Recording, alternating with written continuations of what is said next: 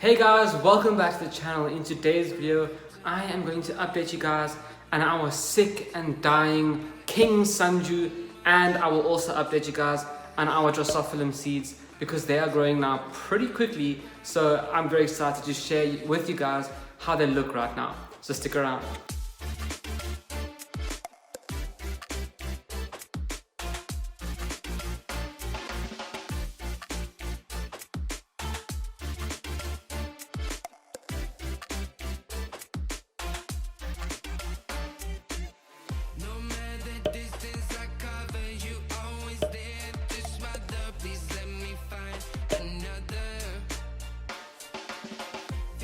So if you're new to this channel, about 3 or 4 days ago, we actually looked at our dying Drosera regia, our king sundew, the world's biggest carnivorous plant. Well, not carnivorous plant, the world's biggest sundew, which is also known as a Drosera. It is literally dying, and I do not know why, but we covered that in the previous video. So what I actually ended up doing is that I, got some osmocote pellets for it, and I put it in the pot, obviously, so that it could stay constantly fertilized, because these guys oftentimes they eat themselves to death, or maybe they starve themselves to death, because they are such big growers and such strong growers. They literally use all their energy into growing, and if you don't give them any food, they literally do starve themselves to death. So that's what's happening with that guy. And I also brought it inside because I think that the really cold temperatures outside is actually affecting its growth for some reason or another, because in South Africa they actually do experience these cold temperatures where they're native to. So I'm really confused as to why they're not doing that well outside, because the temperatures where I'm staying is literally almost identical. So yeah, it is very, very weird, but I have moved it inside now. And the weird thing about the temperatures is that I generally check the weather app about every single day or every second day, because I want to make sure that obviously the weather, that it doesn't rain without me knowing, so I can cover the plants up, and if it does get below freezing, that I am able to cover them up so they don't get any frost in them or something. But the weirdest thing happened about a day ago on Friday, so today is Saturday, yesterday. I wake up very early to go to work, and obviously the time that I wake up is the coldest part of the night, if that makes any sense. So I went outside, I got into the car, and there was frost on the window screen. And now I've never experienced this before. Literally, I have never experienced having to get frost of your windscreen. I've only ever seen videos of people managing it and what they recommend you do, because YouTube is a very weird place with weird video suggestions. But anyway, I got into the car and the whole front window was literally frozen. So I was very confused because I made sure that it was not going to be freezing outside. So that was very weird, and that was literally the day after, I think, yeah, the day after I recorded the video for the Drosera regia. So I was very glad that I actually brought that regia inside, because I think that if it did get that frost in it, it would have actually killed the plant. Now, I really don't know why it was frozen, because the temperature said it was going to be like 2 degrees Celsius. But what I do think that happened is that probably there was a lot of wind hitting the front windshield, and that cooled it down enough for it to get frozen, because there's always dew at night. So yeah, maybe you guys know, because I genuinely have no idea why that happened. But anyway, let's now go and check up on it and see if it is doing any better or any worse, and let's hope and pray that it is doing well. So here we go, guys. As you can see, this is our Drosera regia. Can you even see it? Because I struggle to. Anyway, it is literally right there in the center-ish of the screen. And now I know you guys can't see it very well, so let me try and move the camera. So here he is, or she, between the different osmocote pellets, and you can see what I was really talking about. The leaf on the left and the right of the center bud has started to go black. But guys, the great thing is that the actual bud in the middle is still growing, and it is still developing, and the plant itself looks much better now. So I really do think that bringing the plant inside here, where it is obviously much warmer, is helping this guy out. So I'm very glad that we were able to catch it, especially before that frost I was talking about, because I think that would have, completely killed it off.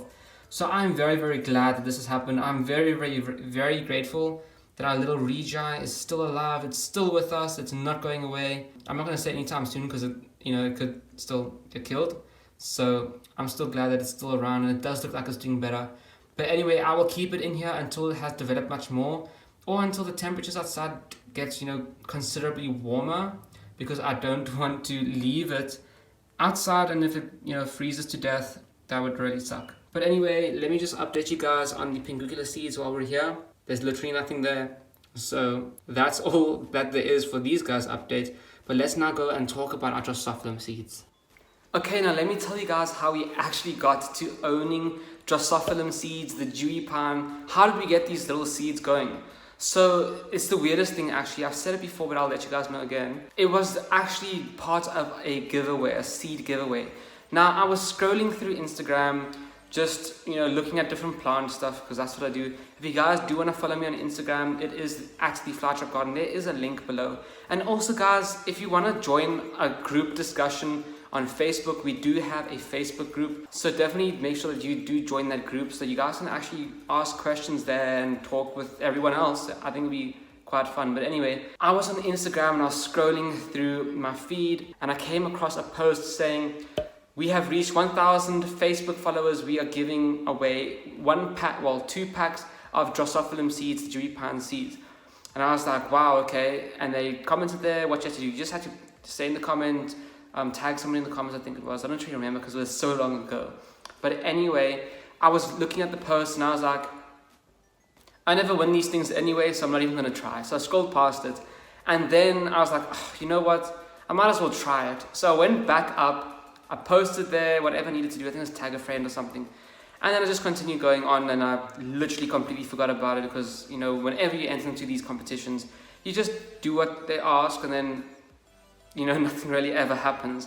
So I think the next day I actually got an Instagram direct message from the owner of that Instagram page saying that I was the winner of their seed giveaway. And I was obviously extremely surprised because, as I've said, I never win seed giveaways. I've never won any kind of giveaway like this before. So I was very, very happy and very, very excited to actually get these seeds. So long story short, they sent the seeds over to me, and then I planted them with you guys. If you guys haven't seen those videos, make sure you check out the previous videos, because we actually went through a lot of trouble actually figuring out how to look after these guys, because I've never grown them before. So this was the first time, and still is obviously the first time I've ever grown them. So I planted them up and we watered them and everything, and we waited about 2 or 3 weeks, and then they started germinating.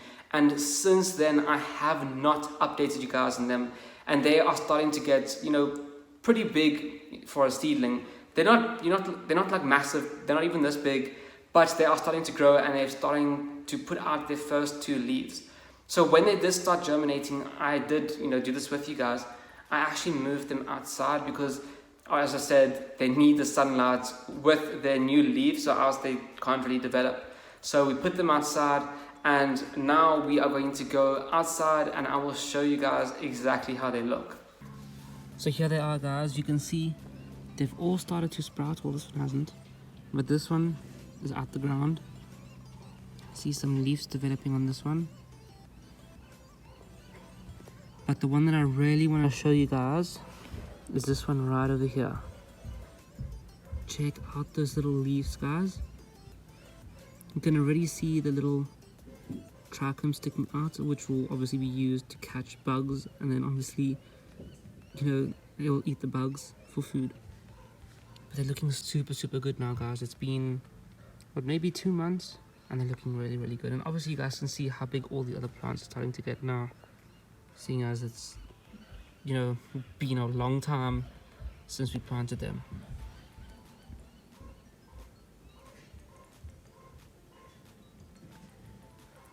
So let's go back inside. So that's how our little Drosophilum seeds are looking like right now. As I said, they're growing pretty quick. Obviously, all the other seeds that we have planted are, as you saw, only about the same size or a little bit bigger than the Drosophilum seeds now, which really shows you how quick they actually grow. And it obviously has 2 new leaves, the biggest one at least. So I cannot wait for it to start making more bigger leaves so we can actually see it catching some insects, without having to zoom in with a microscope or some stupid stuff like that. And also guys, I cannot wait for our little Sarracenia seedlings to actually, have their little pitches pop open. They're almost at that point where those first pitches on them are about to pop open, and I literally cannot wait, because that means we'll have our first pitches on them, and that also means that we will be injecting them with steroids to really help them start growing really, really quickly. If you can, you guys should really try fertilize your seedlings if you're also comfortable with it, because it can actually be a little bit scary, because these plants, if you fertilize them, it will kill them. So you have to be very, very careful. But if you guys are very comfortable and confident with what you're doing, I do recommend that you fertilize your babies, because it means that they'll grow very, very quick. Our guys outside, we've had them for 6 months now, and as you saw, the biggest one is probably like not even an inch in size yet. So yeah, they take a very, very long time to grow. And they're also quite small because it is winter here right now. In the summertime, when it is warmer and has more sunlight, they grow much quicker. So obviously that is another reason why they're still growing so slowly. But if you guys do want to see us actually injecting those Sarracenias with their steroids, make sure that you subscribe to the channel. And if you want to see all of our other plants slowly growing up and joining in the adventure of actually growing all of them, make sure that you subscribe to the channel, because I make a video on these guys every single week, and I really want to share that experience of growing these plants together and growing our collection with you. So make sure that you do subscribe to the channel. Now, going back to the Drosophilum seeds, you guys really need to make sure that if you do have them as babies or even as adults, that you do keep them dry. Now, obviously, when they're young, you do want to keep them a little bit more moist so that their roots obviously have water to, access and help them grow. But when they do get older, they like to be kept very, very dry, especially during the winter time. So you guys may have noticed when I took you outside and I showed you our Drosophilum babies, you may have noticed that some of the pots were like dark in color and some of them were light in color. And that's because those are peat pots, and obviously they absorb or soak up the water. Now, the reason why they are different colors is because I did put water in that water tray, and obviously it soaks them up, but the trays obviously, they evaporate the water off at different rates, I'm guessing, and that's why they're different colors. So just letting you guys know that you should also ensure that you do put water in the trays at least like once a week while they're still babies, and also spray them with a spray bottle so that they actually have moisture available to them, especially when it does get hotter. And maybe if you don't have dew at night, we obviously have dew at night, like I explained earlier, with all that frost.